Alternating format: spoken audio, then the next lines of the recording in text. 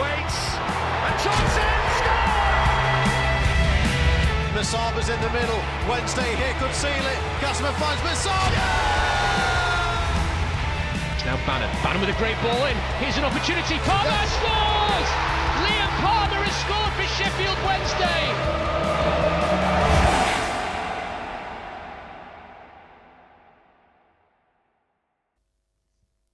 Pre-season complete, another decent run out, and less than a week until the season gets underway, and I, for one, cannot wait. Hello and welcome to Wednesday Till Die podcast. I'm James Mappin, and on this episode we're going to be looking back at the final pre-season game and Liam Palmer's testimonial, of course, as well as giving our Sheffield Wednesday season preview, looking at the current squad, pre-season, transfer window so far, players to watch, amongst other stuff as well. Alongside me to do just that is Matt. Matt, how are you going, mate? You all right?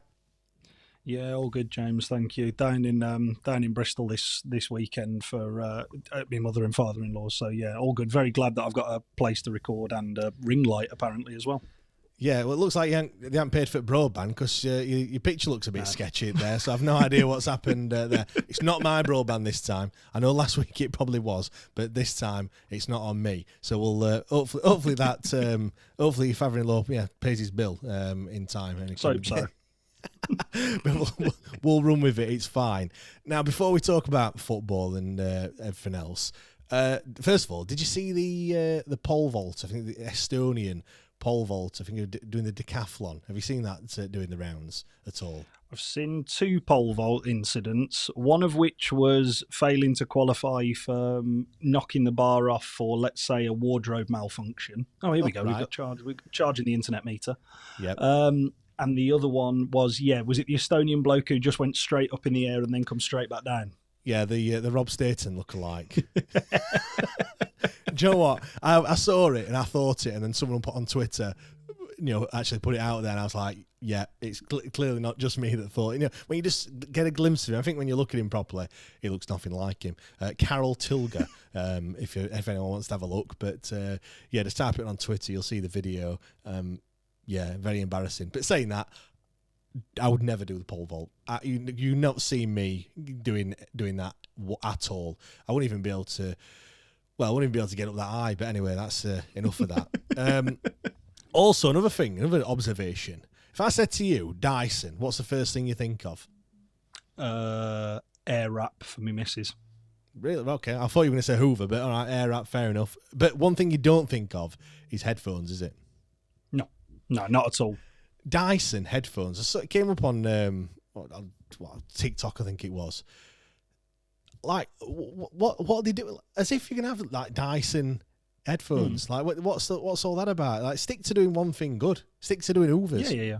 Or hair straighteners. Clearly, clearly I didn't know anything about them because don't go buy me any for Christmas, Matt. Because I don't need them. But yeah, I thought £450 as well. By the way, not even cheap. £450. That's expensive. Yeah, exactly. Anyway, let's get on to football stuff.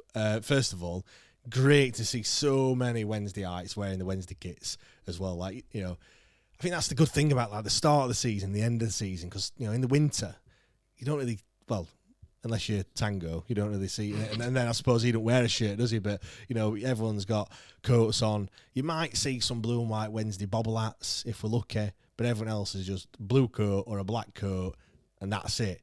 But yeah, it's great to see so many orange shirts as well, Matt, as well. Yeah, I'm really open. The one thing that really does, we were talking a couple of weeks ago on the Patreon, for those of you who are unsubscribed. I'm sure there's a 7-day free trial up now.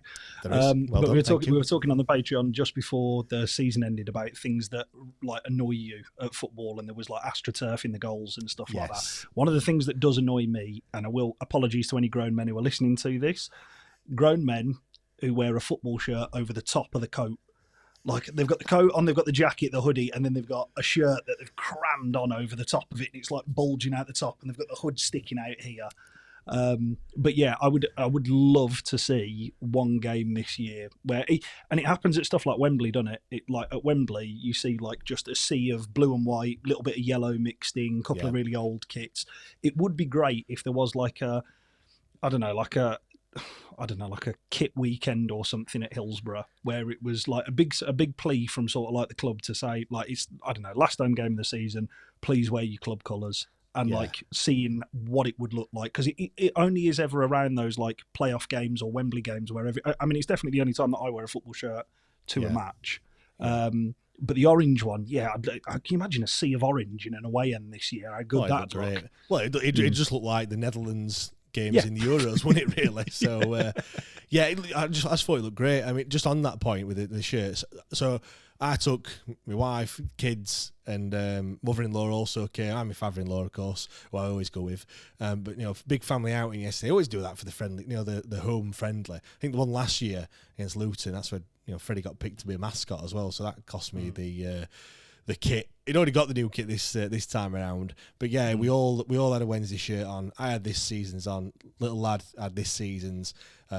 Eldest daughter, she's got the pink kit from a few seasons back. I don't think I've bought one since, to be fair, but I don't know how it still fits her. It must have been absolutely massive when she first got it, because it still fits her now. Wife had last season's one, the A-Up kit. Mother-in-law, she had the yellow one, the host and stay yellow away kit. So, James, did you have them all lined up in the hallway beforehand, just going, yep, that'll fit you, that'll do you, that'll do you, that'll do you? And also, can I also say, you can tell you're proper Yorkshire, because when you've bought that pink gig for your daughter, you've gone, you'll grow into that. That is so Yorkshire, like proper, 100%. Proper. Yeah, 100%. Buy it in a size too big.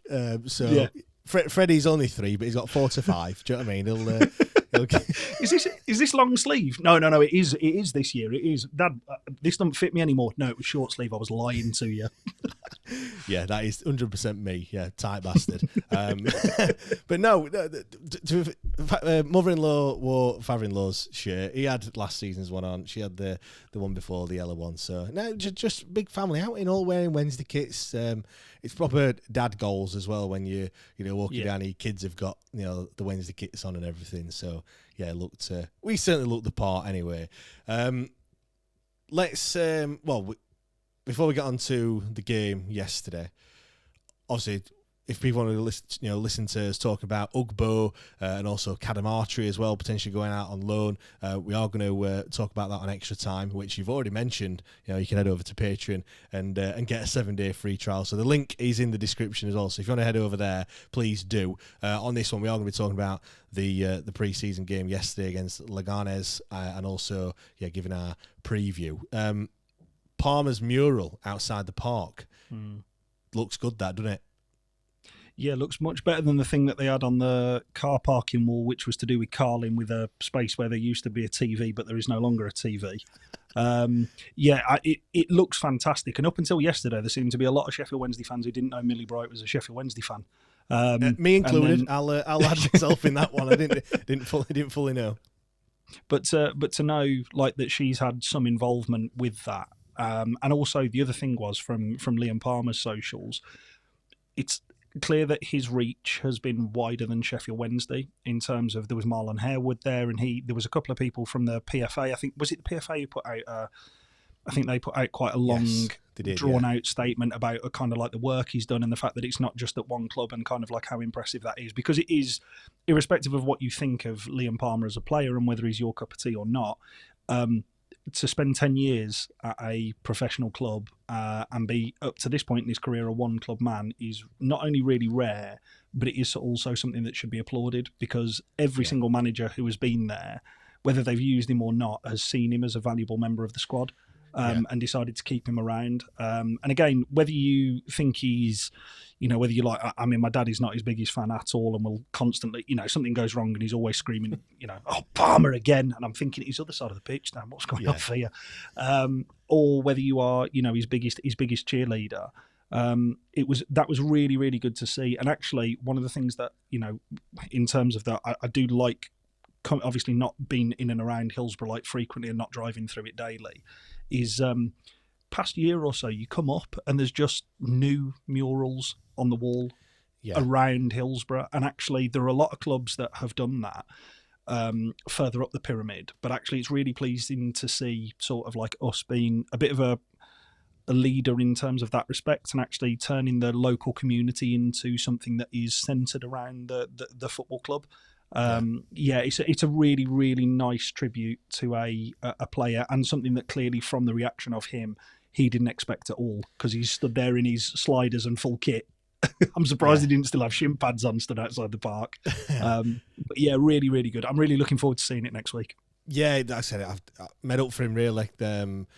Hearing, we'll come on to this more in a second, but hearing like the past players as well doing their pieces and saying, the thing that got me was when they were saying, "This is your day, this is for you." And then the guard of honour before the kickoff as well. And I don't know if you saw his wife's Instagram post, but saying how there's been times where he could have moved away. Whether that's because he's been out of favour or if he's had a chance to go somewhere else, but he's stayed loyal.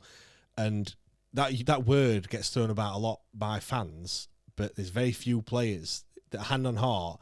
I mean, we're lucky we've got two that have stayed very, very loyal to Sheffield Wednesday, but there's not many that do. They see it very much as a job. But the fact that being there as a kid, you always go back to that photo of him from 2005 at Cardiff with his dad, which is which always gets brought up, and that it just means something more than to him to play for Sheffield Wednesday and to play and when you look back as well, it's just so fitting that goal against Peterborough was him. Like, if you could pick any player, I mean, Bannon or Palmer would be the two picks that you'd have for scoring a goal like that. And for it to be Palmer, who obviously don't score as many goals, so they're saying that he did.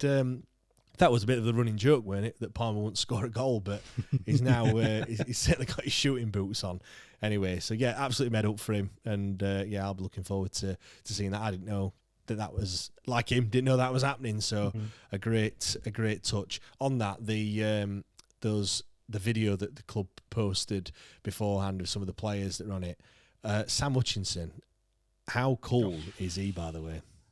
How cool is he? What a beautiful man. Sat there in his GL Mercedes, sat there with the sunglasses on, nice acid wash T-shirt, all very, very calm and casual. One of the things that I was really pleased to see in that was actually, I would suggest he's probably his biggest champion in terms of a manager, Darren Moore. Actually giving up the time to state that, because he has had a lot of managers in his time at Sheffield Wednesday. Yes. He's had an awful lot, but I would say that Darren Moore probably, I know he had a good end to the season last year, but I would say Darren Moore that probably got the best out of him and utilised him the most in a number of different positions. And seeing him on that video, Kieran Westwood, Ati Nuyu, I was in pieces when I saw Kieran Lee. And then to hear that Kieran Lee was at the game as well yesterday. Yeah, he was, just in the stands, just to come down and kind of see the players and be around the club, because he, for all intents and purposes, is not like very much against your modern day footballer. You don't see Instagram posts from him. He's on Instagram, but you don't see Instagram posts from him. You don't see him being kind of like in and around media. You don't see anything to do with that. And actually just to see him pop up and, just arrive with very Kieran Lee, zero fuss. Nobody knew he was there until he was pictured with like a photo with a fan.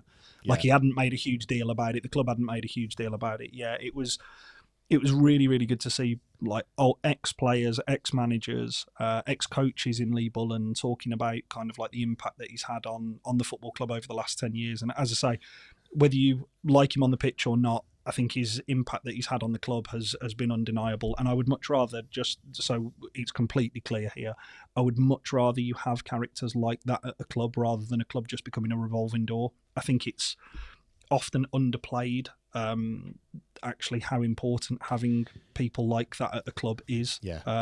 Bannon as well, alongside Palmer. You could also probably categorise Dom Iorfa in there as well. Especially at our club, because they can. There's going to be times where it's going to be tough this season. Obviously, last season was tough as well. But could they've been here that long that something might happen, and then they'll just go, you don't know you're lucky. Like, this is not bad. It was really, really bad a few seasons ago. So it's like that when you go into a job as well. I've had it before. Someone they get. the only place they've worked is this place, and you got a lot, loads of perks and what have you, and you come in and you think, oh, it's great, and then they start whinging about, I didn't get a advent calendar or something for 1 year or whatever it was, and you're thinking, you've clearly not worked anywhere else, because you get fuck all in other places, so you should think yourself lucky. It's that kind of thing, they've been there, they get it, and not only that, they get the fans. So with the new, I think Sheffield Wednesday is a different, we're a different club to others. We have got that big fan base. You're not going to get that at MK Dons or Hull, for example. They've not got the fan base that we've got. So it is different, and they can, like I said, you can put arm around them, can't they? And if you've got players that have only been here for a year or two, they're not really going to have that. He is a Wednesdayite, so he's going to have that in abundance, and he can, and clearly everyone loves him in the dressing room and everything. So he clearly shares that with others. Let's go on to the game then. Final pre-season that we think of. I don't know if they've got any more behind closed doors games like they did on Friday, but we'll wait and see on that. But certainly games in which we can attend. Leganés came for Liam Palmer's testimonial. What did you make to the game as a whole then, really? Because for me, I thought it was a great run out. I saw a hell of a lot of positives, a few negatives that we'll perhaps touch on and come on to, but I was really searching for him. I've got to admit, they weren't as glaringly obvious as perhaps in seasons gone by. But all in all, I thought it were, like I said, a good run out. Probably just the one thing that was missing was a couple of goals, really. Almost as if the one thing that's missing is a striker, James, but I'm sure we'll come on to that. I never. But yeah, well, I think just before getting onto the game, can we also have a shout out for their mascot as well? Who knew their nickname was the Cucumbers? Come on, what a belter. Yeah, they were great. My kids were shitting the pants when they walked past him. We were on the south, prawn sandwich brigade out in full force. Taking the family, splashed out on the cash. I didn't tell them that it was the same price as the other side, but it's fine. I just thought, make it look like I were spending the big dollars. We'll have a prawn sandwich review a little bit later on as well. But no, it's nice over my side, isn't it? It's nice over my side of the ground. I mean, look, I'm not the tallest guy in the world, but far from it. Quite a short arse, to be honest. The guy at the side of me, it was probably 6 foot plus. He was struggling for leg room. It was encroaching in my personal space, if I'm being perfectly honest. But yeah, I did see on one of the. Sorry, James. I did see somebody in one of the. I think it was the photo with Liam Palmer and the Leganés. Is it the owner or the chief executive who was over?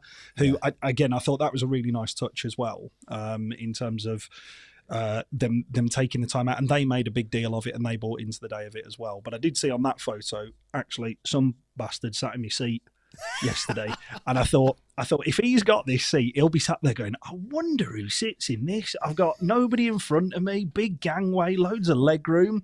I thought, that won't be happening next Sunday, I can tell you that much. Have you got a sticker on your seat, Matt was here? I'm going to put one on there, I'll tell you that much. Maybe you should have like a little list, like a little thing where everyone can just sign the name on it, just so I sat here, and then date it so you can have a look and see if who it was. Yeah, well, there's that one been going around from Fagan's pub, hasn't there, today, which is Pete McKee can't draw eyes, and then it's Pete McKee who's is graffiti in the toilet wall of Fagan's pub, and it was somebody who's saying Pete McKee can't draw eyes, and it's like a Pete McKee knockoff drawing, and then Pete McKee's answered underneath it going, I choose not to, and he's just drawn a set of eyes on a character. Anyway, back to the game. What do you think to it, Matt? I thought, do you know what, again, really good up until the final third. Again, it was the tempo of the game, I think, was the most impressive thing, because we have seen plenty of times in this last pre-season, this like marquee friendly that is often touted as that last game of pre-season where there's the most fans there, and it's always at Hillsborough. It can be a bit flat after about 20 minutes, where either there's a drinks break or managers start ringing like Sunday League, like roll on, roll off subs. It was nice to see that it was played at a really, really good tempo, and it was competitive. At points, it got quite tasty. A bit too competitive, I thought. Well, from their point of view, I think they thought that they could get the first point of La Liga in this one. Did it roll over into the first game of the season? Because kicking the ball away, like what were they playing at? Like, we got it was Yeah, it was the one from the Gassama turn on the halfway where it was very reminiscent of George. It was his best George Byers impersonation. Yes. And he turned away from him and he started trying to rip the shirt off his back. And I was thinking, this has gone from being, a bit of a, there's one or two missed time challenges going in. So, now this is a game that people are actually going to start kicking one another. Yeah. And then I think it was 3 minutes later, they won the ball back in their defensive third, and Bannon just lifted the kid, just made sure that he wasn't going anywhere, and just jogged off. And I thought, okay, so there is still Barry Bannon in there. That's nice to see. Was it just before that where their kid just absolutely volleyed the ball, tried to kick it into row Z, and I think it actually hit one of their own players in the end. But yeah, you could see there was something had clearly happened, but they didn't like it. Whether we were just too good for him. To be fair, I have to give Ben some credit. On the debate show, he said they love a 0-0 and he expects it to be a 0-0. Now, he does say 0-0 every single week. But yeah, he was spot on because it was 0-0 and it was, it clearly played out that they were definitely playing for the draw, 100%. Do you know what might be quite interesting, actually? That might be quite a nice... I'm trying to predict the future here, but that might be quite a nice test because actually there will be... If we're kind of where I'm sure we'll get onto it, where we would expect us to be around this season in terms of that mid to top half of the table, there will be sides who are down the bottom who do come and sit in, where it's not like we saw it at the back end of last season, because, the back end of last season, we didn't really see anybody come to Hillsborough and try and sit in. We saw people trying to attack us. We saw people trying to really break on us. It was good again to see kind of like us trying to break those defensive lines in a different way, like Darren Moore's favourite mid and low block phrases. But yeah, if you're looking at those, like we go about breaking them in a very different way now to maybe 12, 18 months ago, whereas previously it would have been everything's got to go through the centre of the park, everything has to go through Bannon, and who I did think yesterday there were times where it was exceptional. Like, granted, he's a relatively old man in football in terms, and he's spraying balls about and it's a nice sunny day, but actually a lot of our threat came from wide areas, and that's clearly something that has been worked upon this pre-season. We've seen it in every single one of the games that the MO seems to be create space out wide, look to create not necessarily a big switch, but look to work the ball into a wide area as quick as you can, and then move out the way and let the lads kind of do what they would like to do, which I think is an exciting way of playing football going forward. And I think it is something that we again are going to have to get used to, because they're not just going to beat players every time. But I think I've mentioned a lot of the things that Wednesday fans get on the back of the team for. One of the things in my time of watching Wednesday that we are good at is we do like a winger. We do like a winger who can beat people. And I don't know whether that goes back to Chris Waddle or whatnot, but every time he gets the ball, there is that constant urge from everybody in the stadium of that big Yorkshire, go on! Like, as he's like running at people, there's that huge big urge of him. Like, the minute they pick up the ball and get their head up to see where the defender is and then go at them. It was a really, really... when was the first change made? Around 70 minutes or so. And that gives you an idea a little bit later, yeah. Yeah, and that gives you an idea of how, I suppose, serious we took the game. Because, again, we saw last season, unless it's an absolute must, Danny don't make subs early. And it was something to see. It was more a flow of a game that you would expect to see similar to next weekend, which was, again, really, really good. Yeah, more to your point, you've just been mentioning there, Lee's put very positive display, fullbacks bombing forward, offering overlap very often. Bannon, Famewo, Jamal Lowe, and both fullbacks look sharp, just missing a couple of players, clinical players up top. Yeah, 100% agree. But yeah, on that point with the overlaps, it's again not something that we've really seen, and it looks great, doesn't it? When they run forward, they get stood up. And then you see the player running behind. He's waiting and waiting and waiting for him just to knock it past them, and then they run onto it and get across it. I mean, obviously, nothing came to creating a goal or anything like that. Or the opposite is where they met the overlap. The player has to cover it off, and then that just allows you to cut inside and opens it up for a shot or a cross. But yeah, very exciting. And you are right. A winger just. It's just exciting. When a winger is running at a fullback or on the overlap or the ball gets played through, there's something about it, and especially when you're at Hillsborough as well, and it'll be full of as full as we can do for the first game against Plymouth. And yeah, I'd love to see all four, well, three sides at least going up when someone's bombing forward, definitely. Another player that I thought did very well, Lee's already mentioned him, is Jamal Lowe. I thought, I mean, he's turned 30 a few weeks ago. He got 9 goals last season, 14 for Swansea in 2021. His best season, incidentally, were 15 goals and 9 assists for Pompey back in 18-19. That was in League One, by the way. But I just thought he was one of those players that, obviously, we are playing him as the focal point, or certainly down through the middle anyway. We have done in recent games. But I thought he did really well in terms of holding the ball up, bringing other players into play. He dropped deep if he needed to, but not only that, he was also looking for balls over the top, which we spoke a lot of times, haven't we, about not having the pace up front.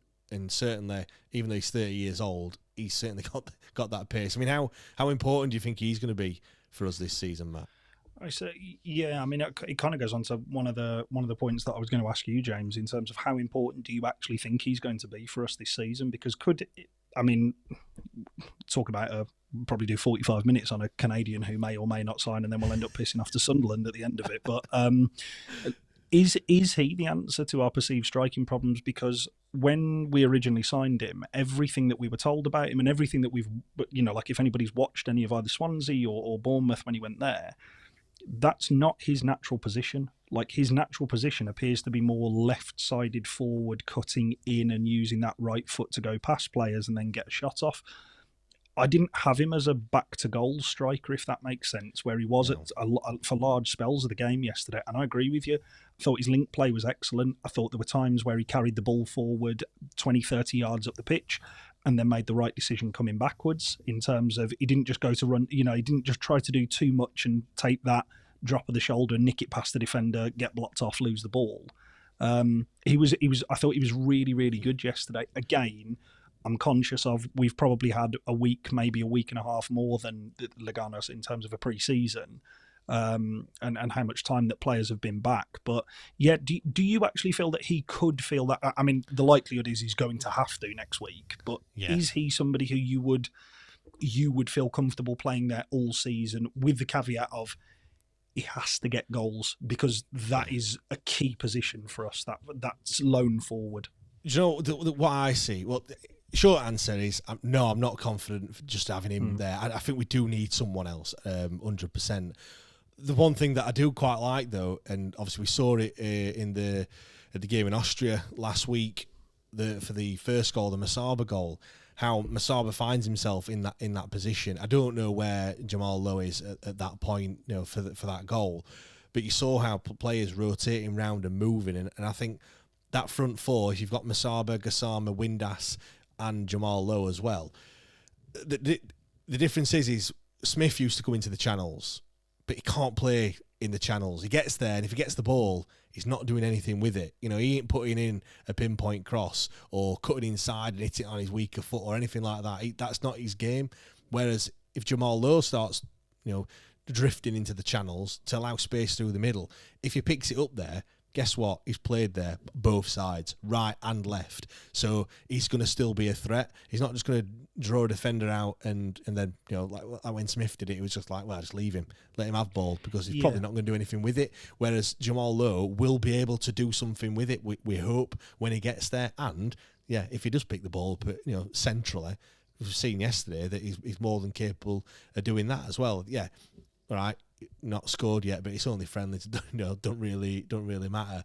But I do agree, though. Yeah, if he does start picking up a few goals, then why not? I feel like if this is a squad that we've got, I think we need to have a lot of goals from a lot of different areas. We need players to be chipping in a lot more than what they did last season.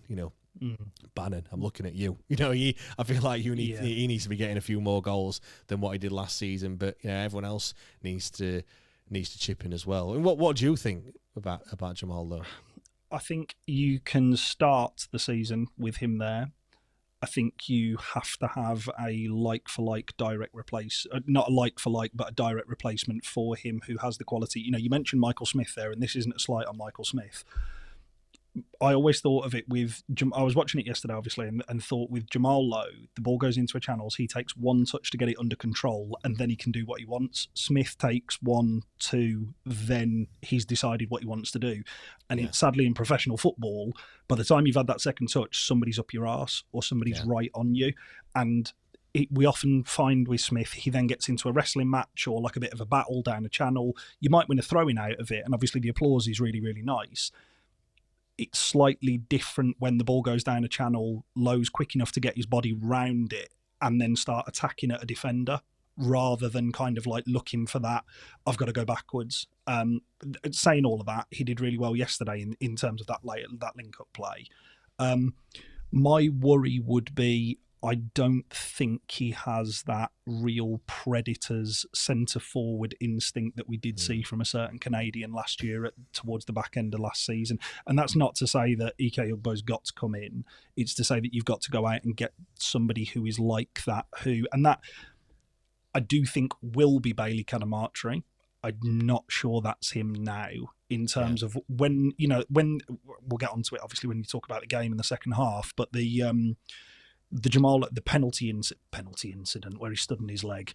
I would want a forward there when that ball is laid across, either to take a touch and absolutely lash it or to hit it first time. I'm not looking for a forward to take a touch, take another, then try and chop back in to get it onto his left foot. I'm looking for him just to hit that first time, like to come onto it and hit that. The ball was in stride, it was laid off perfectly. Just walk onto it and hit it.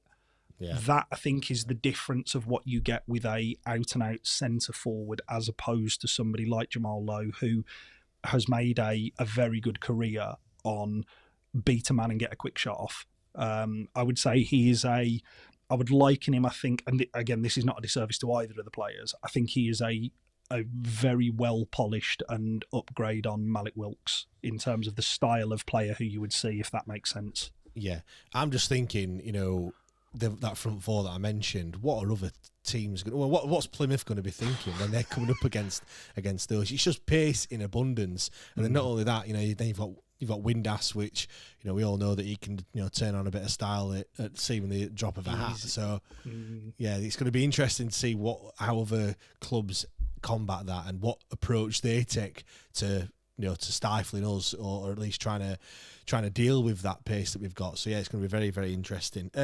I mentioned about that front four and how fluid they are and interchanging positions. One thing I noticed yesterday, it's not just in them forward positions that happens. Also happens in other positions. And I saw Valerie at one point fairly early on was playing quite he was playing as a right back, and then next minute he's in the middle of the park, and at one point he nearly got threaded through for a chance. He didn't quite get there, and I looked, and Palmer had slotted in at that right back position, but it wasn't like oh shit, I've got to move there. It just when I saw it as it happened, and it was just like it was meant to be, and I think that's definitely something that Danny Rail's obviously been working on, in and out of possession, but also, covering people, moving. You've got to keep the other team on the toes. And if that means, 1 minute you're marking one player, and next minute, shit, where's he gone? Like, and it takes is that split second, or, a couple of seconds or two where you don't know. And that could be the difference between you getting that space that you need to find that pass, and then you never know. That could be the difference between scoring a goal and not scoring. They talked about in the Euros a lot about England, very much a moments team, and in games you have to have those moments, and it is a bit like playing a game of chess in it at times. And I think the fact that they look, certainly yesterday, looked quite comfortable in doing that, in changing positions and Windass moving out wide, or like I just mentioned there, Valerie cutting through the middle. There were times where it looked like they'd all kind of shifted round, and Akinfenmewo were down on this left hand side touchline at times. So that's something that I'm very excited to see. And it's not something that we've I'm stretching out here and saying we've ever seen in the blue and white stripes of Sheffield Wednesday before.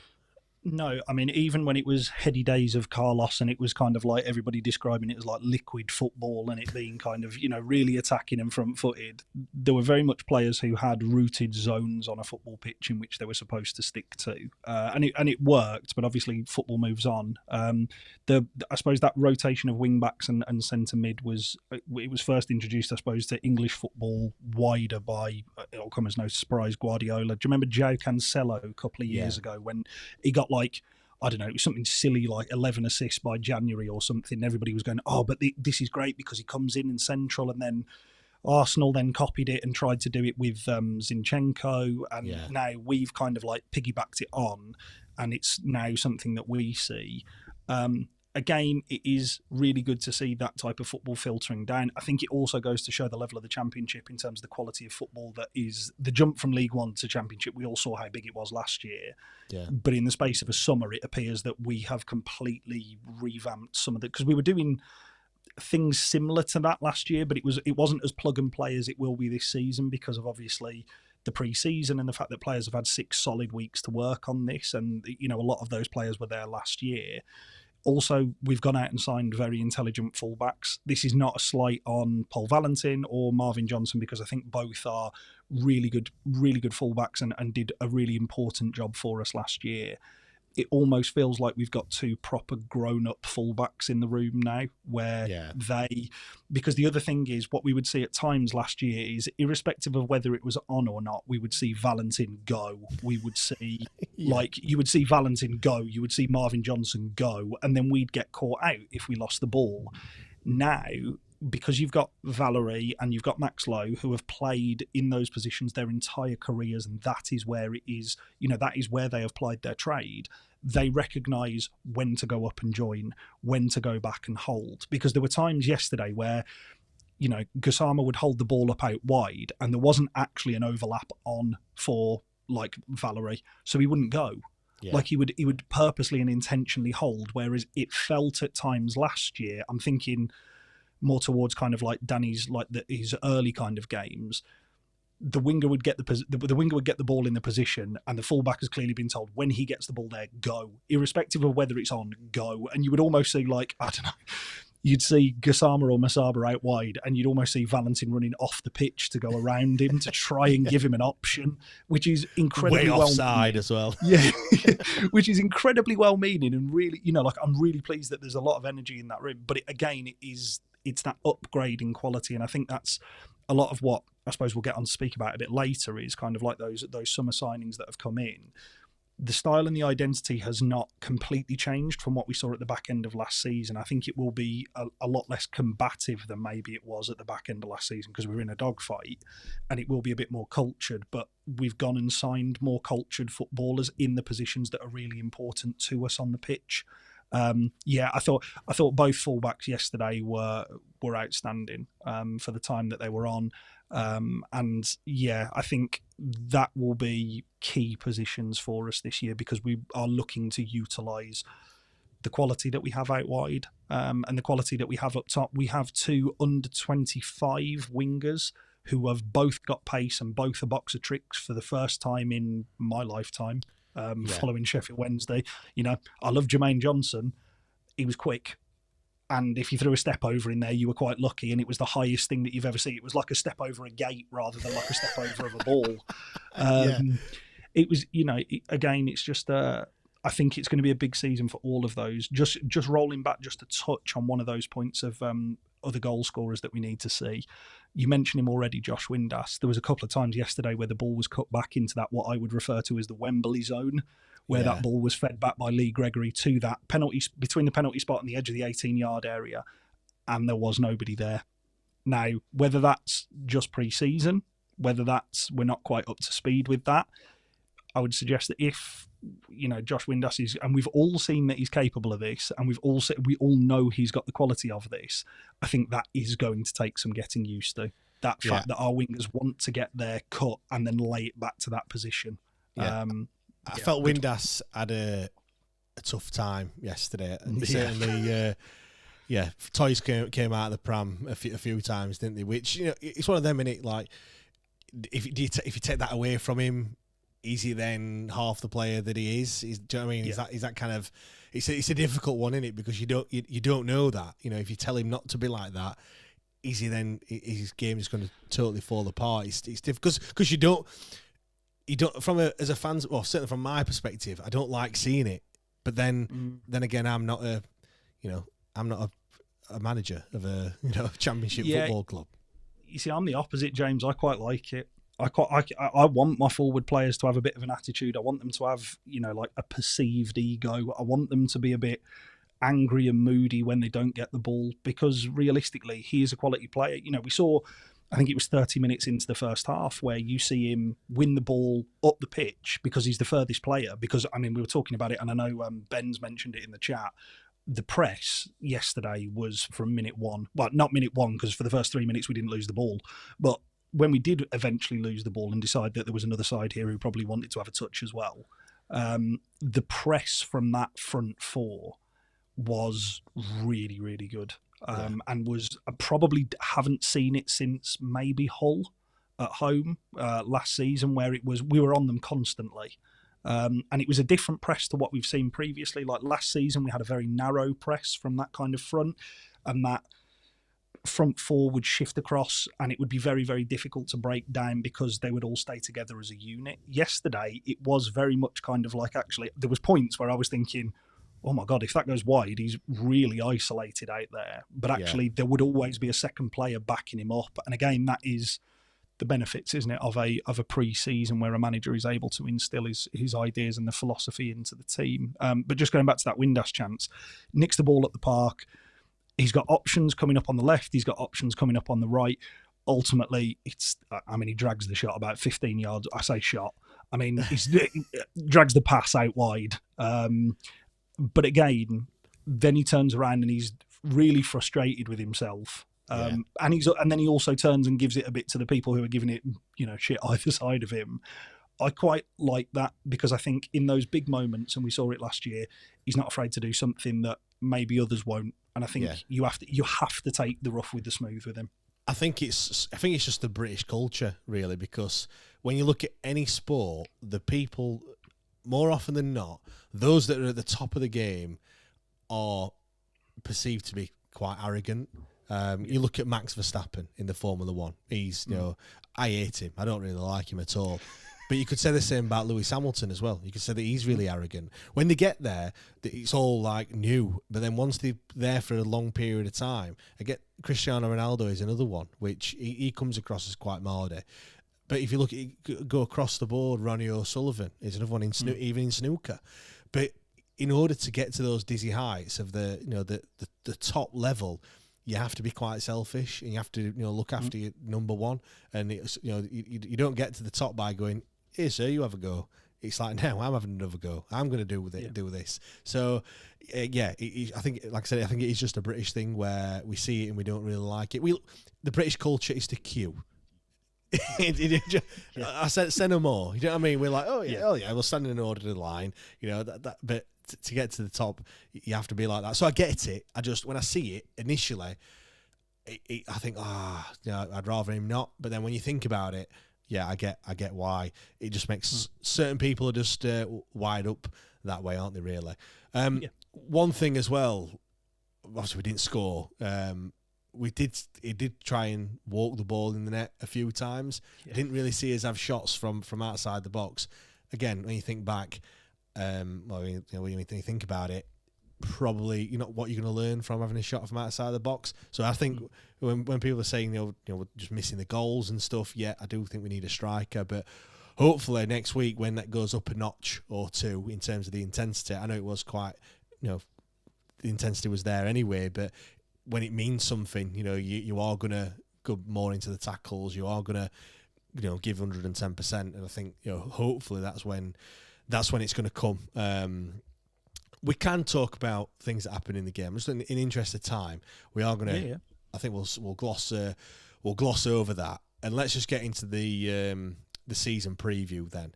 So we are going to be talking about who we think. Well, it's mad talking about player of the season when we've not even kicked a ball in anger yet. But who we predict to be that player that we're going to be looking to. Also, we're going to have a hot prospect, so perhaps one that not the main man, but certainly someone who could be up and coming.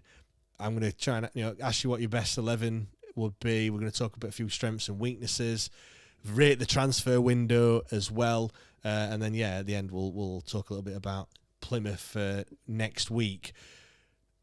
Go on then. If you had to pick a player who you would predict as being the player of the season, or the one that you think is going to have the best season of this year, who would that be? My player of the season for the season coming up, obviously, is Jan Valery. I think that right side, he is going to make himself a indispensable and invaluable right wing back, and we are going to miss him when he is out, because there are going to be times over the course of the season where, through its rotation, through injury, he won't be there.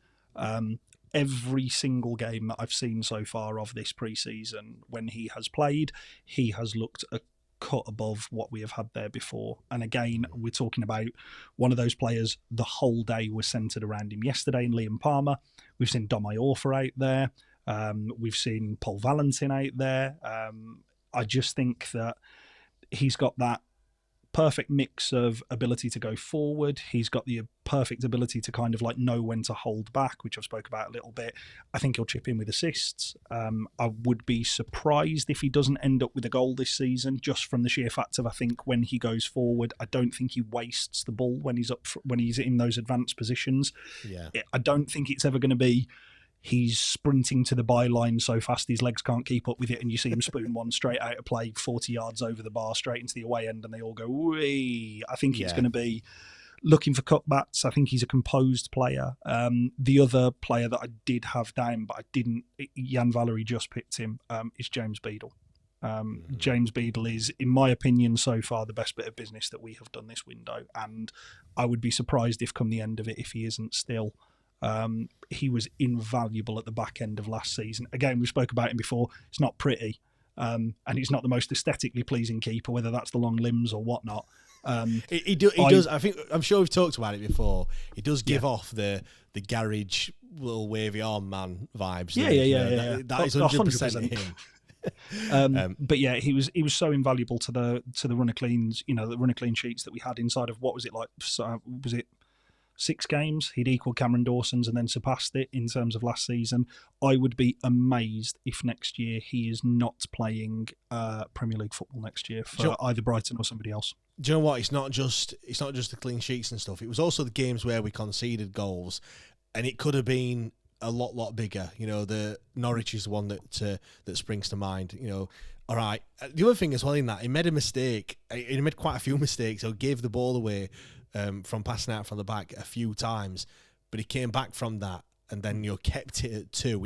It could have been 4 or 5 easily at half time, and obviously we're going to get a point in that one. I think the other one is the Leicester away game. It's a young lad, and when you make a mistake, look, I make mistakes. Everyone makes mistakes. Make a mistake in work. I've got the beauty of not having 5,000 or 6,000 fans shouting at me when I do that, or even when you're at home, 20,000 people shouting at you. So for a young lad like him to come back from that and seemingly not let it faze him and carry on, and not just in that game but also throughout the season, he's clearly learning, clearly taking it on board. Because I felt like there were times where, well, he certainly didn't do that again, did he? In that magnitude, anyway. And I think in the game itself, he just went a bit longer. We just knock that on the head. We'll work on that in training, and we'll get it right. It's clearly not working in this game, so we switch it up a little bit. And yeah, I agree. James Beadle. I mean, in the nicest sense, I hope he doesn't become the player of the season, because that means that we've had to face quite a lot of shots. Rotherham's goalkeeper were their player of the season. For exactly the same reason, but I totally get it. My pick, I've gone for Anthony Masaba. I think this is just going to be his season. Obviously, he'll take a lot of confidence from being leading goal scorer last season. I don't know if he's done that in his career yet at other clubs or not. But I don't think so.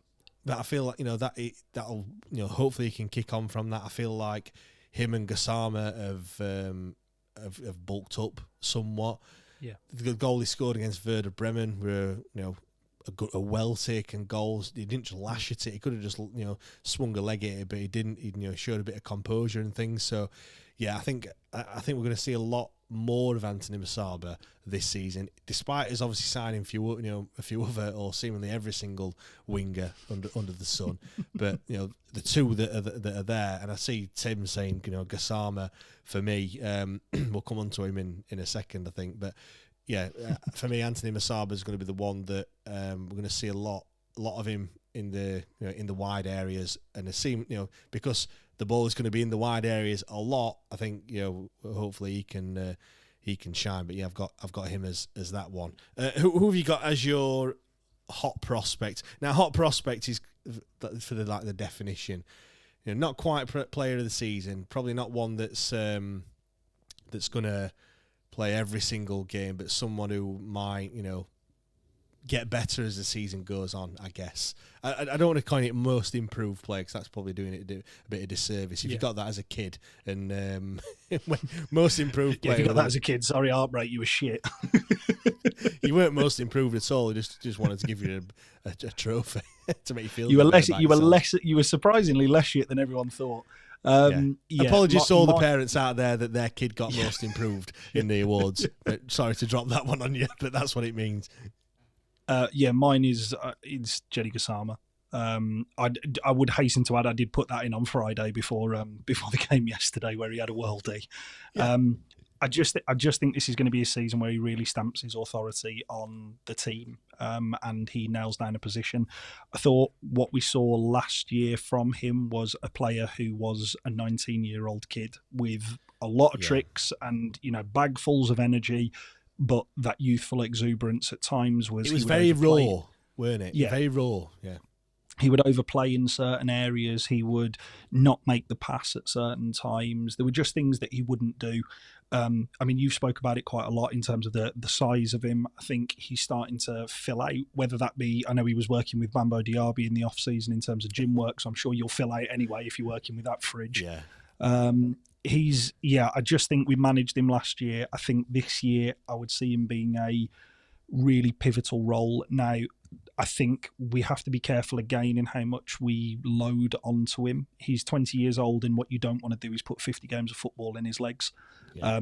You want to be looking to bring him in and out of the team to begin with, and as the season goes on, he kind of feeds into it and gets stronger and stronger and stronger. But yeah, I think he's going to be up there with assists. I think he's going to be up there in the goals this year. I think he'll end up with a couple more than he did last year. I just think the partnership that he will end up ultimately forming with Max Lowe will be good. I think if Marvin Johnson's in there, they have already played a full season together, so they know one another's game. I think he is the hot prospect and the one to watch of. By the end of the season, he'll be one of the first names on the team sheet. Yeah, because I feel like last season Masaba probably just got the edge over Gassama in terms of, if there was one that you would have picked. I felt like it was either one or the other that we went for, whereas I feel like this season we could potentially see both of them on the pitch at the same time, although probably not as much as Gassama as Masaba, but you never know. Like, look, if he's doing it on the pitch and he's scoring the goals, getting the assists, and having as good a games as doing those turns that he did on Saturday, then we might see a lot more of him. My pick is Olaf Kabake. Now I realise that he's 23 years old. He's not exactly a young gun, but I feel like he's it's a bit of a toss of a coin whether he's going to be good or not. I hope he is going to be good. I say that because he's come from a bit of an obscure league, where nobody knows a great deal about him. If you see anyone saying, "Oh, he's a this, he's a that," you're talking rubbish. Nobody knows. Nobody knew a fucking thing unless you lived in Polish second tier, weren't it? Yeah. Unless you lived in Poland or you've got a relative that lives there. I don't care what anyone says. You didn't know fuck all about him. You might have signed him on Football Manager, but if you've got Polish league loaded, then you've got a better computer than what I have. I was just about to say, computer's got too much space on it. Yeah, definitely. But from the small sample size of what we've seen of him, he likes to run at the defence. He likes to be quite direct. Again, the ball is going to be out wide a lot. So when he's playing, I'd like to think he's going to get a lot of the ball. I'll probably expect to see him off the bench initially. which is not, which is absolutely fine. Yeah. If you've got someone like him with bags of pace and that ability to run it a defence, I'm all for that. Yeah, like we've mentioned before, having players that can come off the bench and actually change the game is something that we've lacked. And if he's one of them, then fine. Like I said, I do think it's a bit of a toss of coin. I hope that he does turn out to be a great find in the Polish second tier, and maybe that's where we need to be shopping a little bit more often. But yeah, he's the one that I'm excited to see what he can do this season. Yeah, I mean, from anybody who watched the Alfreton game on the eventual YouTube stream or who was there, he's a box of tricks again, similar to the two wingers who we've got in. But it appears that there is a slight bit more, I don't want to say cultured approach. I would say there's a slight bit more kind of measured approach to it. It's not as 100 mile an hour as Gassama and Masaba. Like I always feel with them, their feet are going at like 90 mile an hour, and at the moment, it's a bit of a toss of a coin as to whether it comes off or not. Whereas with him, it feels like when he's beaten a player, it's with the intention of going and getting the ball back. I think there was a move out at Alfreton where he picks the ball up, gets his way out of a 2 or 3 player press, plays a 1-2, but the 1-2 is, like really trying to drive into the box. He then ended up squaring it. I think it was to Kadamatri who sort of like fell over his own laces. But I agree with you. I think he's going to be a very exciting player, but I do think we have to be even more than we were last year with Gassama when he was originally brought in and we were told that you need to be patient with him. I think we need to be really patient with this kid and not expect too much too soon. If he comes to a player by the end of the season where you can start him and he is regularly coming off the bench and contributing and making impact, brilliant. But we have also got other players who can do that around the squad in Marvin Johnson and Paul Valentin if it doesn't work. Yeah, definitely. Daz has just said, what about Olaf? Well, we've just been talking about him. Where do you see him fitting in? I mentioned it. In terms of fitting in, I feel like he's going to have to start on the bench and come off the bench and make an impact from there. But, I don't think that's, it's not a bad thing, as I mentioned. I think, and we've seen with other players, if you make an impact off the bench, look, you're going to get a chance in the first team as well. Best 11 then. If you had to pick, let's just say, for argument's sake, this is the side that we're going to have for the rest of the season. Well, I suppose certainly for the first game of the season, what would your best 11 be from the crop of players that we've currently got? Well, we agree on this in terms of, I saw that you'd put it in the notes and was like, oh, okay, yeah, that's exactly the one that I would have gone with. So for those of you listening, it is Beadle in goal, Jan Valery, Dominic Iorfa, Deschamps Bernard, Max Lowe, Bannon Ingleson at that kind of centre midfield, Masaba, Windass, Gassama and Jamal Lowe. I think that is the squad. Personally, I think, barring any injuries, I think that's the squad that will start next Sunday. Yeah, I have to, clearly we agree on that. Yeah. I think when you look in terms of who else could come in there, a lot of people like Paul Valentin, and whilst I feel like we joked about most improved, didn't we? I think Paul Valentin would get most improved player last season. He was a lot better at the back end of it than he was, certainly at the start. I still think that all right, he set up the goal for Windass, to go 2-0 up against Sunderland. I still think he lacks in that kind of decision making and actually like the end product. And obviously some of his defending, could be questioned. So a lot of people look and say, what about Paul Valentin? I thought he was great last season. We've just bought in a better player than what Paul Valentin is. That is it. That's what happens, and that's what's happened in this case. I think if we are playing with a back four, I don't think Marvin Johnson plays as a left back. We forget that he's a winger. By trade, he is a winger. He wants to be playing in the positions that Gassama or Masaba are playing with, whichever side they play on. But that's where he wants to play. And I don't know whether, if you asked him, what position would Marvin Johnson actually prefer to be in? I don't know whether does he like playing as a wing back? I mean, obviously when you're playing with wing backs, you don't have any wingers as per se, do you, really? So you're kind of stuck. If you're going to play, that's what you're going to have to do that. But yeah, really, he wants to be further up, doesn't he? So I'm not really. If we are playing a back four, I'm not really going to swap Marvin Johnson for Max Lowe either. No, I mean, it bullses a song up, doesn't it, of was a winger, now a defender. I mean, it really fucks that up. Like, we'll have to was a winger, now a winger. Winger. But yeah, I suppose the interesting thing for me would be, with Max Lowe's injury record, there is a high likelihood that he will be out this season at some point, whether that be long-term, whether that be short-term. The other thing that I would say for Marvin Johnson is, I know his crossing winds a lot of people up in terms of how he gets the ball out of his feet and his first thought is deliver. We've actually benefited massively off that, not only last season, but also the season before. We also benefited from the fact that he is quick. And he is quick. Like, he's not slow. I agree with you. There is no two ways about it. We have upgraded both the right back and the left wing, the right wing back and the left wing back. Like, we've upgraded those positions. There's no, you can't argue with that. We just have. I think he will still be used quite a lot. And I think in a game where we are perhaps one down or it's level and we're looking to go and press, I think he is a really, really good option to bring on, or potentially a team who you are looking to really impose your will on in terms of playing really high up the pitch. He's a good player to start. I think when we were talking about that best 11, that is the best 11 hands down. But now the squad depth is much better than it has been, I would argue, for a long while, because actually the replacements who were coming on, there was times last year where we were looking at the bench and going, Patterson? Sure. Whereas this year you are looking at it and you're thinking, no, if Marvin Johnson is coming on after 55 minutes because we're really trying to kind of press and attack down that right side, you can actually see the logic behind it and you can see the thinking behind it, rather than we have to play him, week in, week out, and run him into the ground. Now, one of the big benefits of Marvin Johnson is he is always fit. Like, always. Like, he never seems to be injured, never misses games.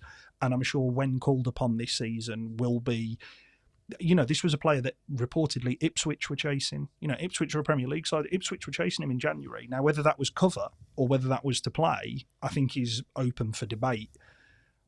He's a really useful squad player, as is Paul Valentin. I just think, I agree with you. I just think we have upgraded that room exponentially, and because of the way we are clearly going to play this season with getting the ball wide and the wings being such an invaluable position, it was important that we upgraded those, because we saw plenty of times last year where that deficit was. The start of the season, a reminder, we started last season with Akim Famewo as a left wing back. Over and over and over and over again, and time and again we conceded goals. Now, the clown who was managing us had a problem, but it wasn't uncommon that Danny looked to play him in that left back, that left wing back, that left centre back spot. So yeah, I agree. I think that starting 11 that we named is the one. I just think, if you're looking at those wing back positions, I just don't think there's an argument there anymore. The other thing, though, as well, and we've seen it in the first 60 minutes in the Werder Bremen game, and we saw it at the back end of the game yesterday. We switched to a back five.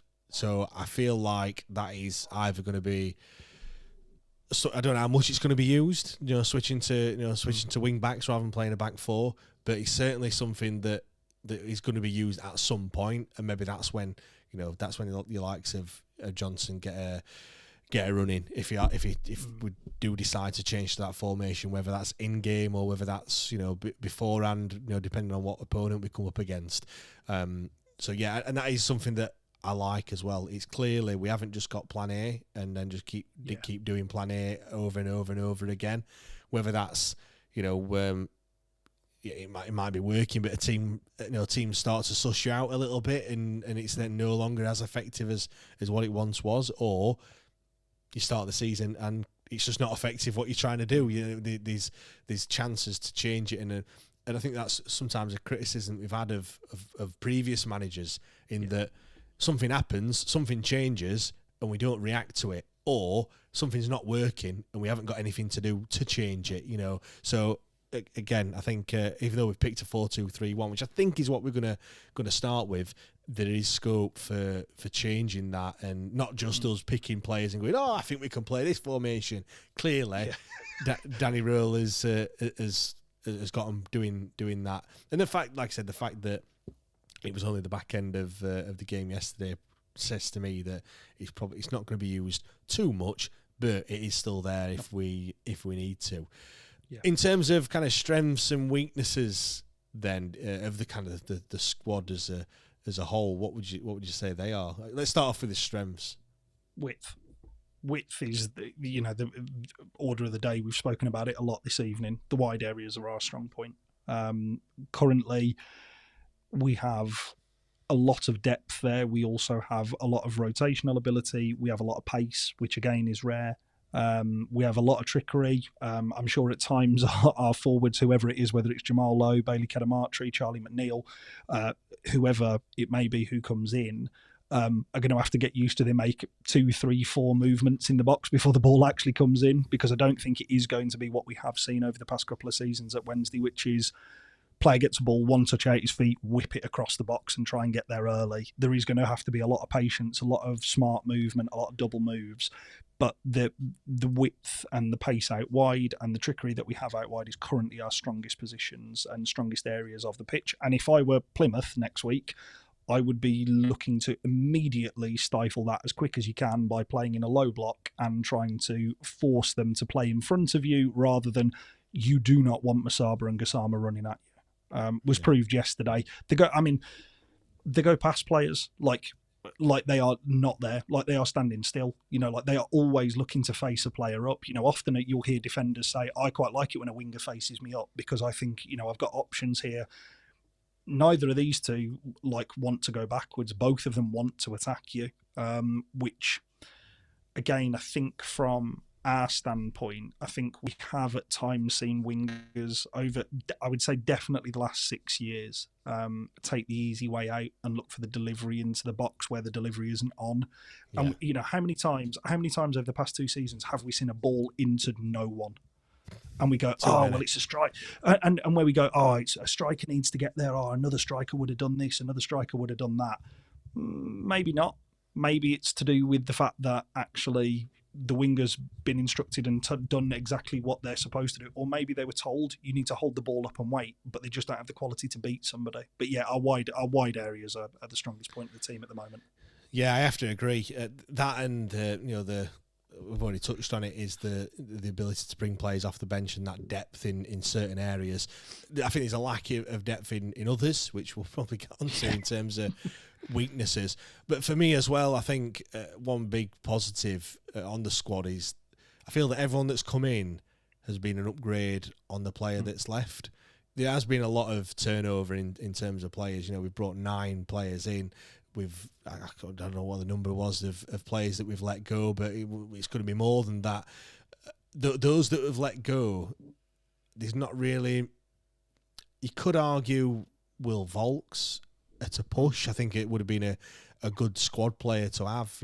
When we talk about changing it up and when things aren't working, but he just probably wouldn't have. It wouldn't have got the game time that it would have at Oxford. I'm guessing we've not. We've already spoke about contract lengths and things like that.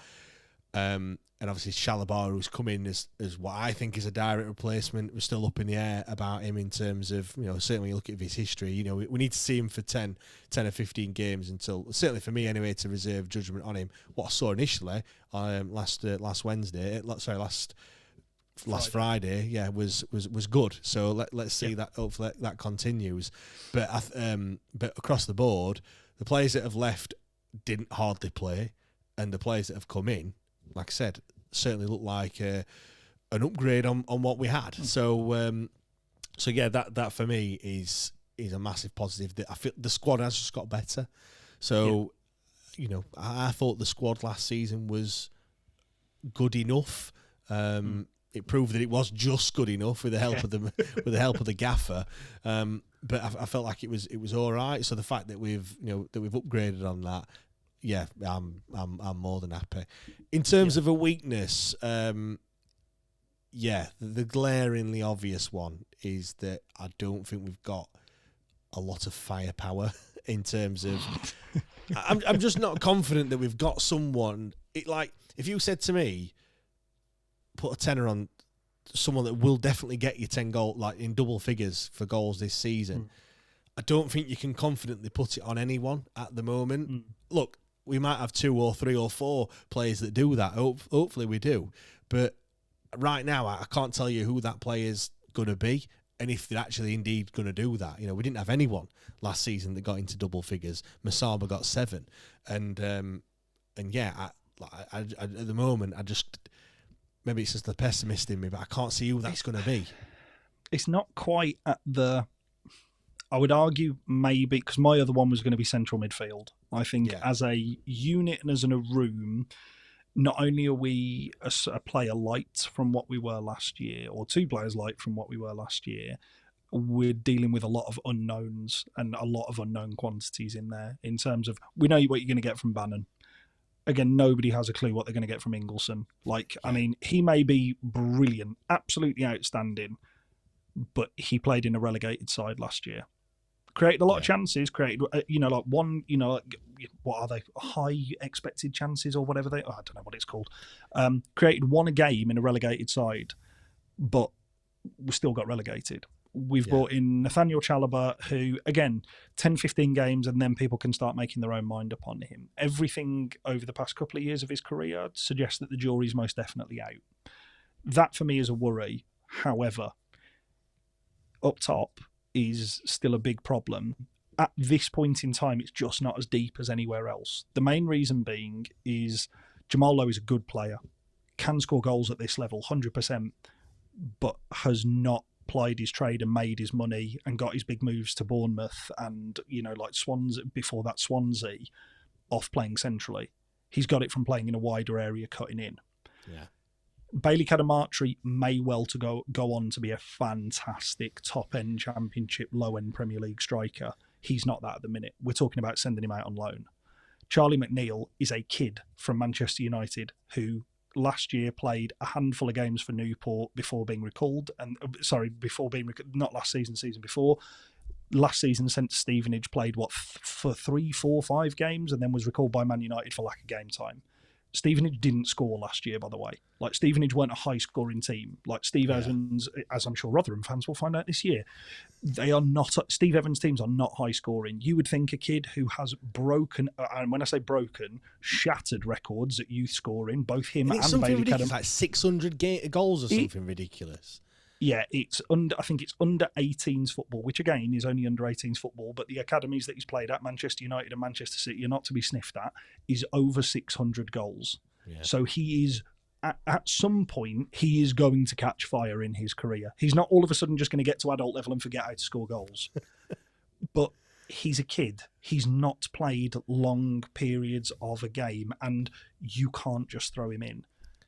After that, you've got Callum Patterson, Michael Smith, and Malik Wilkes, who's still kicking about the room as well. Yeah. You need to go out and sign. Again, please sign up for the Patreon, 7-day free trial. You need to go and sign a forward this window, and whether that's the entire transfer budget, because we haven't spent a damn thing so far. It's been a great window, but we haven't spent a damn thing. Whether it's the entire budget on a striker. And whether people feel comfortable with that, personally, I'm not fussed. Whether you feel comfortable with that or not, you have to go and get proven goals at this level. Because otherwise it's going to be a wonderful oil painting up until the final third, and we're going to be exactly where we were a couple of seasons ago, where everybody's wondering why can't we put the ball in the net. Yeah, 100% agree. It's a glaring hole. Is that goal scorer, and I think with Ugbo, he is that we've seen what he's done, and we can see what he can do. Just in the chat, James. Sorry, I'm just in the chat in terms of what Tim's wrote, saying he could be the next Francis Jeffers. I fucking hope not. Yeah, I hope not. I hope not as well. Actually, on that, Tim's also said weakness is centre backs for me. I'm not as concerned about centre back as I am in in the forward areas, really, in terms of a striker, a goal scorer, because I feel.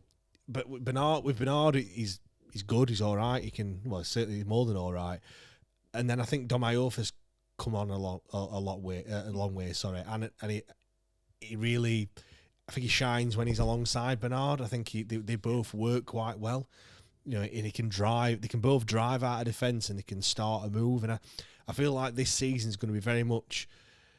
The defending might not be brilliant, but we're always a threat going the opposite direction. So I feel like teams are gonna. It's going to be a gamble for teams to come at us, because if they do, they're going to get burnt the opposite way. So I feel like we're going to have a lot more possession. We're probably going to.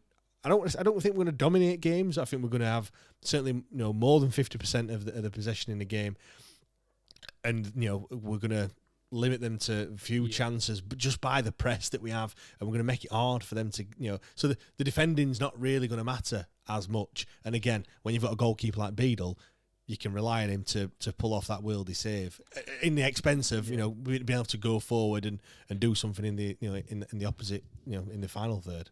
Yeah, I understand the logic to that. I think the other thing that is, last season we were going into the season with Bambo Diaby has to start, and for whatever reason every manager seemed to pick him, but up until January was making at least one gilt edge error per game. I know he got better as the season went on, and he did have a couple of good games, and I know that there is a large presence of people online who have a lot of support for him. I think he's fourth choice in terms of centre half. I think you've got Iorfa, you've got Bernard, you've then from yesterday you've got Famewo, who is the most, I would argue, like for like replacement of those two players who he wants to start with, because we all know Dom Iorfa will be injured for part of the season. That's a given. That's a given. There's nothing against him. Yeah. He's just he's physically too quick and too big to not get injured. His body is just clearly not built for it. So Famewo will come in. We also saw last year with a player who we all thought was confined to the graveyard of Sheffield Wednesday centre-halves in Michael Ehekwa come in and have a really vital impact. Very different player to any other centre-half we have. And when we need to go and scrap and win balls in the air, and it's got to be a bit more what you would deem, I suppose, as old school, he has proved that he can be out in the cold or perceived cold for ages, come into one of the most important games of our season at that time, Preston away, and have arguably a player of the game, player of the match like performance. We don't win that game if it weren't for him.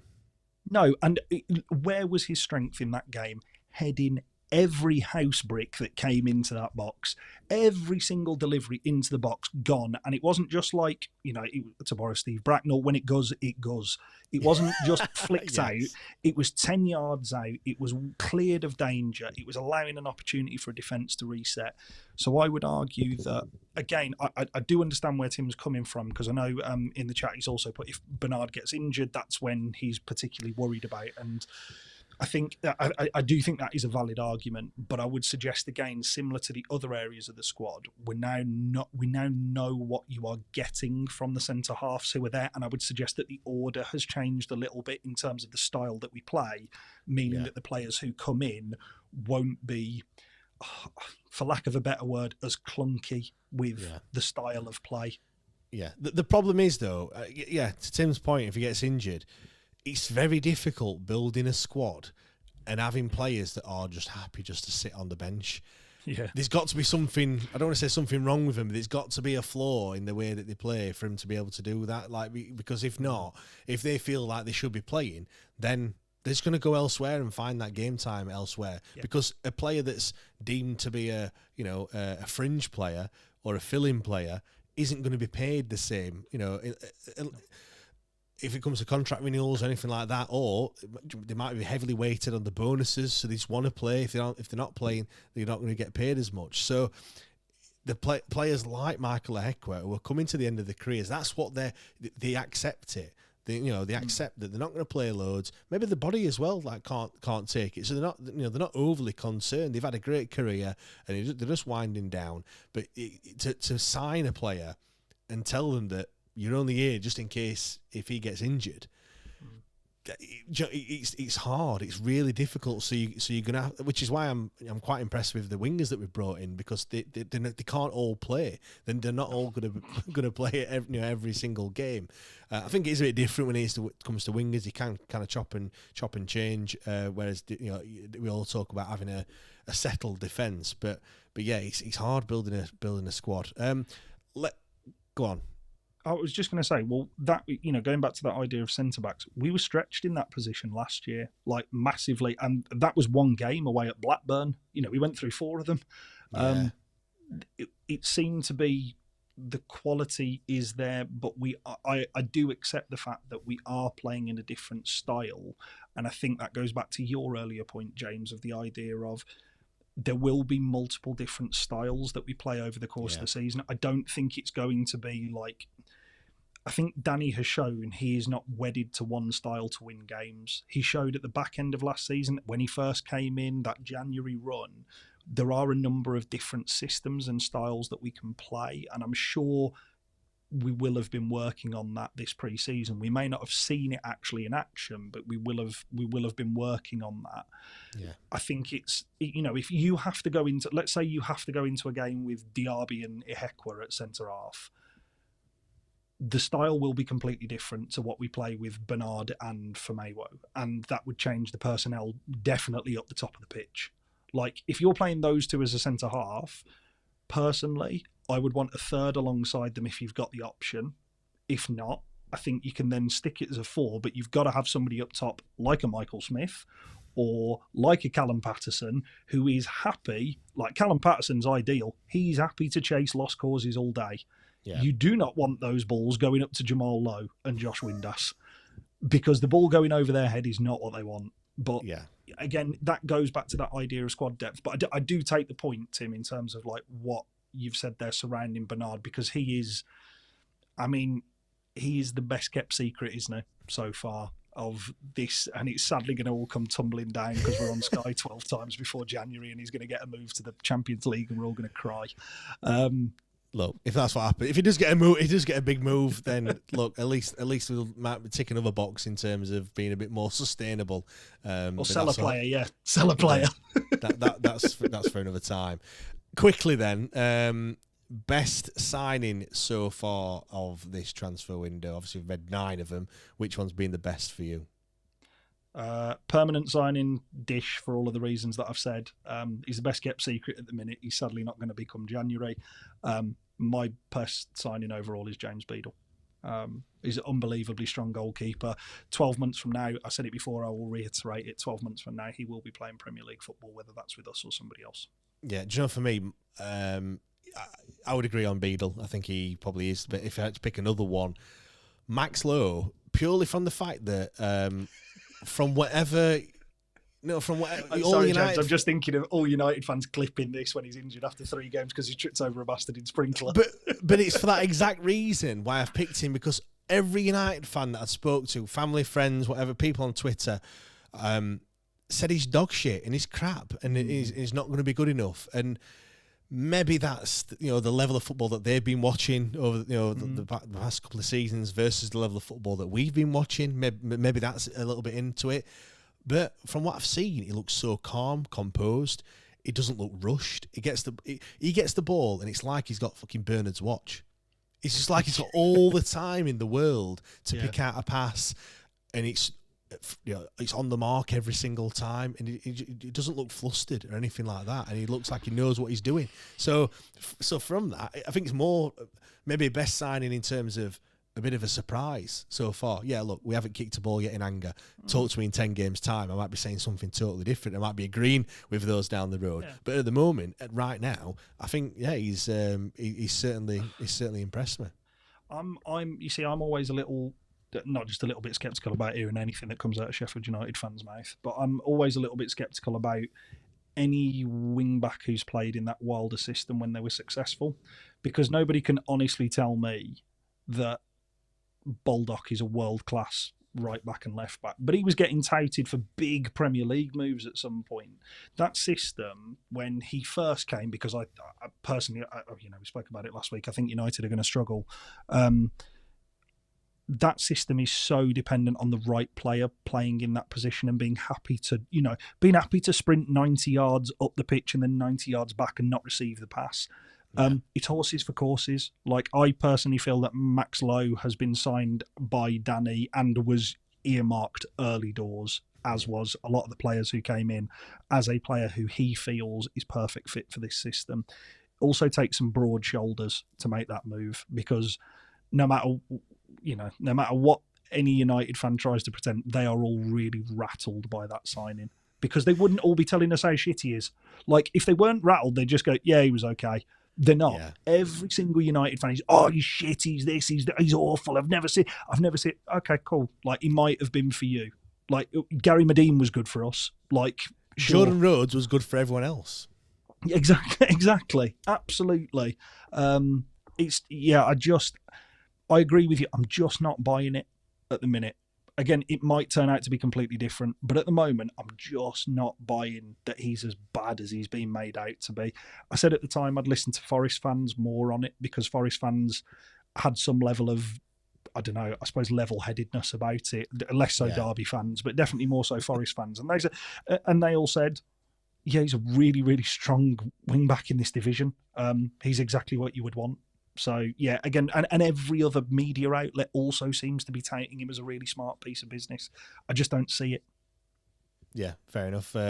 Right, so let's move on then to next week. Plymouth Argyle. Wayne Rooney's Plymouth Argyle. Apologies, got that name wrong. How do you see that game panning out from your perspective? You know, for me, I feel like if you had to pick a team, first of all, I think other than the fact that Wayne Rooney's the gaffer, I feel like if I had to pick a team to play, we all said home game and a relatively easy game and not one of the promoted sides. So we got us wish with Plymouth Argyle. I feel like, yeah, it's going to be a game that we're going to look to dominate, and yeah, it's going to be, well, first of all, it should be exciting to be back at Hillsborough in a proper league fixture, of course. Yeah, I think Plymouth fans seem to be more optimistic than I would have thought, based on the manager and the fact that it's been, I wouldn't say an inactive window, it's been quiet. Big week to see if they can keep hold of their two best players before the season starts, because last season, had we played Southampton after blooming Nathan Teller and all the rest of it had gone, we might have actually got something. But then saying that, we played them down at St Mary's and got slapped even worse. If they have managed, I mean, Morgan Whittaker might be desperate to get out of Plymouth, but there's nobody who's forthcoming with offers at the minute. So I think he's had one link to Rangers, and that's it. Yeah. Is it the keeper? I can't remember his first name. I know his surname. Is it Michael Cooper? He may be out the door by next Sunday. That is a big worry, because if he goes, they may have a real problem there, because the strength in depth, again, I don't care what any of them say, is simply not there. I personally see us being the dominant team in it, but I don't see it being a goal fest. I see it being a 1-0 win for us personally, because again, for all of the things that we've mentioned tonight about lack of firepower, struggling in those final thirds, I think it will all be nearly there, if that makes sense. There'll be a lot of really good play, and there'll be a lot of oohs and ahs when somebody drops a nutmeg on somebody or something. But again, I just think that it's going to take time to get those 2-3, 2-1 wins like over the course of the season.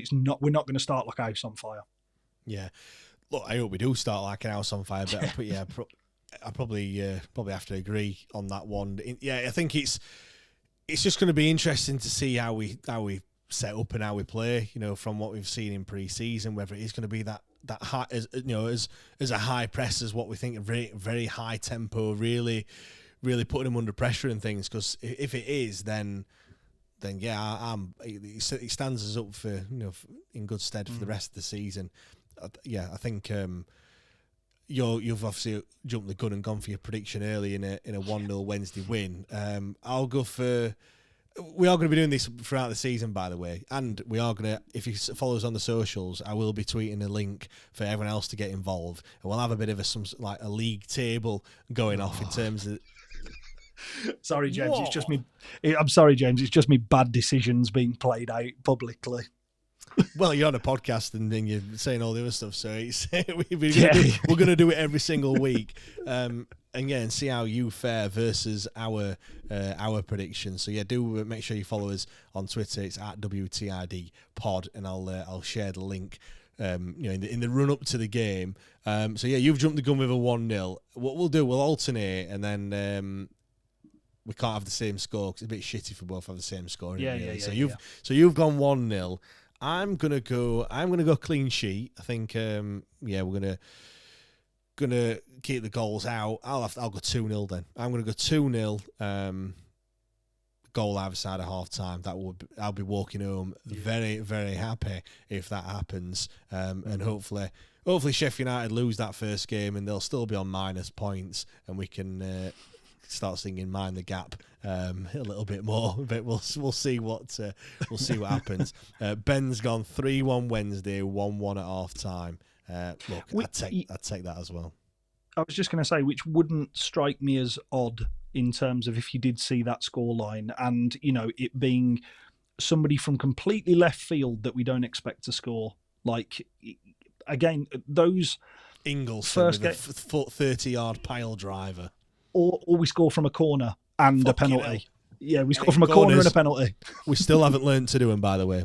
First corner, first man. I tell you what, I hope our corner taker was playing in that behind closed doors at fucking Rotherham on Friday, and we just haven't seen the quality that's there. Because that was it, first corner that hit the man, and then somebody took a free kick. I think was it Bannon who took the first free kick and blasted it straight over, and I thought, right, we're back. Brilliant. We've signed all these analysts, we've signed all these other players, psychologists and what have you. We need to sign a set piece specialist in terms of or someone that can coach them into doing that. But right, you've gone 1-0. I've gone 2-0. Jay on YouTube, he's also gone 2-0 as well. Hopefully, fingers crossed. It is a Wednesday win next week. Make sure you join us on Wednesday night, 8 o'clock, as it is every single week for the debate show. You get that on Twitter and on YouTube as well, and Twitter Spaces if you want to come up and speak. We're going to wrap things up there. I hope you've enjoyed the show. If you have, leave a rating or a review. We're going to talk about that Canadian and also Cadamartri and loans as well over on Extra Time. So head over to patreon.com/WTID pod. It's not going to be live, but you'll be able to get it midnight tonight, so you haven't got long to wait at all. Thank you very much, everyone, and we'll see you all next time. Cheers.